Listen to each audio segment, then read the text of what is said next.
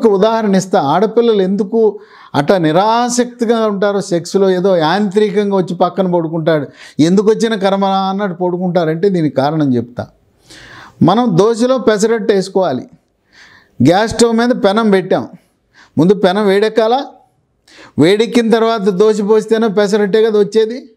లేదు, మనం గారెలో వడ వండుకోవాలా, ముగ్గుడు ఉంటుంది, నూనె పోస్తాం. నూనె పోయిగానే పిండి వేస్తే అది ఉడుకుతుందా? వేడెక్కాల, ముందు ముగ్గుడు వేడెక్కాల, అప్పుడు నూనె పోయాలి. నూనె పోయినాక నూనె వేడెక్కినాక అప్పుడు ఉడుకుతాయి. ఇది కూడా స్త్రీ అనేది పెనమెట్ట వేడెక్కాలో అంత ఆలస్యంగా నిదానంగా వేడెక్కుతారు. మగవాడికి ఒక ఆలోచన వచ్చిందంటే చాలు. ఒక అందమైన ఆడపిల్ల ఫుట్పాత్ మీద నడుస్తూ వెళ్తుంటే దాని వెనకాల వీడు ఆ వెనకాల పిరుదలు నడుము చూస్తూ, లోనెక్కు జాకెట్ చూస్తూ ఇక లేచిపోతుంది, ఫట్ మని లేచిపోతుంది. ఇట్లా కింద వరకు ఏలాడుతున్న 2 అంగుళాలది టప్పున 6 అంగుళాలు లేచిపోతుంది. అంటే నిమిషాలలో ఈ పురుషుడికి వేడెక్కేస్తాడు. కానీ స్త్రీ నిదానంగా వేడెక్కుతారు. ఈ కామనాడులు అనేవి ఎక్కడున్నాయో మనం గమనించి అర్థం చేసుకుని కామనాడులను ప్రేరేపిస్తే నీ భార్య అప్పుడు సహకరిస్తుంది.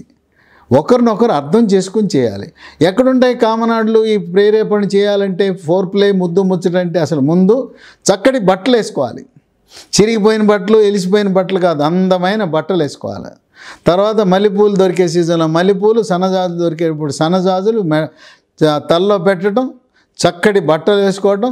ఎర్ర రంగు, ఆడపిల్లకి ఎర్ర రంగు అంటే బ్రహ్మాండంగా ఉంటుంది. లేదు తెల్ల రంగు, శోభనం రాత్రి తెల్ల చీర కట్టుకుంటారు.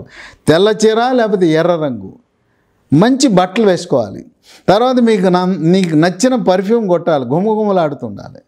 గుమగుమలాడుతూ జననేంద్రియాల చుట్టూ వెంట్రుకలు ఉంటాయి. జననేంద్రియాల చుట్టూ వెంట్రుకలు ఉంటే ఇంక నీకేం ఆనందం ఉంటుంది? అది శుభ్రంగా ఉండాలి. ఇప్పుడు జననేంద్రియాల చుట్టూ వెంట్రుకలు అనేది ఉండకూడదు. కామనాడులో ఆడపిల్లలు ఎక్కడెక్కడ ఉంటాయి? కామనాడులు అనేవి ఎంట్రుకలు అంటుకుంటే ప్రేరేపణ వస్తుంది. బుగ్గలు, పెదాలు, ముక్కు, చెవులు, మెడ, లోనెక్కు. ఆడపిల్లలు లోనెక్కు, ఆ లోనెక్కు భాగము, మెడ వెనక పక్క మెడ, లోనెక్కు భాగం అంటుకుంటే చాలు వాళ్ళు ప్రేరేపించబడతారు.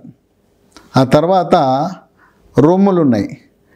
రొమ్ములు కొంతమందికి చిన్నవి ఉంటాయి, నిమ్మకాయలు అంత ఉంటాయి.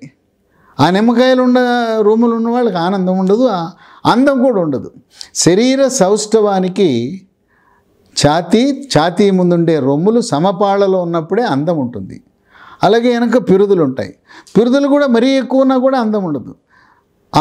ఈ కుర్రవాళ్ళు రెచ్చిపోయేది వెనకాల పిరుదలు చూస్తుంటారు, ముందు రొమ్ములు చూసి రెచ్చిపోతారు. రొమ్ములకు ముందు చను మొనలు ఉంటాయి. దాని మీద ఒక బ్రా పెట్టుకుంటారు. ఆ బ్రా పెట్టుకుంటుంటే కుర్రవాళ్ళు రెచ్చిపోతుంటారు. ఈ రొమ్ములలో చను మొనలు, బొడ్డు, పిరుదలు, సన్నటి నడుము, ఈ కామనాడులు ఉన్నాయని తెలిసిన తర్వాత జననేంద్రియం, స్త్రీ జననేంద్రియము మూత్ర విసర్జన చేసే దానిపైన మనకు మినీ పురుషాంగం లాంటిది ఉంటుంది. స్త్రీకి కూడా చిన్నది ఉంటుంది, అది కూడా పురుషాంగం షేపులో ఉంటుంది. దాన్ని అంటుకుంటే సర్రన స్టిమ్యులేట్ అయిపోతారు. తర్వాత యోనిలో వేలు పెడితే లోపల జీ స్పాట్ అని ఉంటుంది. ఇవన్నీ కూడా కామనాడులు ఉండే ప్రదేశం.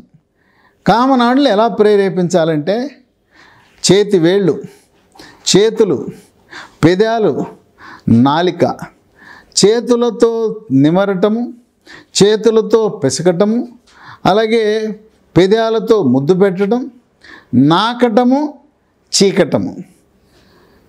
రొమ్ములు ఉన్నాయి. రొమ్ములు మృదువుగా నొప్పి లేకుండా పిసకటం, పిసికిన తర్వాత చనుమొనలను 2 చిన్నపిల్లవాడు ఎలా పాలు తాగుతాడో అలా చీకటం, తర్వాత బుగ్గ మీద ముద్దులు పెట్టడం, తర్వాత ఈ క్లైటోరిస్ అనేది మినీ పురుషాంగం అన్న దాని మీద తడుముతూ ఉంటాం. ఇవన్నీ చేసేసరికి స్త్రీ వేడెక్కిపోతుంది. ఆ వేడి తేవటం, ఆ వార్మింగ్, మనం క్రికెట్ ఆడాలంటే వార్మింగ్ చేస్తారు స్పోర్ట్స్ మెన్, అలా వీళ్ళని చెయ్యాలి. ఇది చెయ్యని కారణంగా స్త్రీలో ఆసక్తి ఉండదు.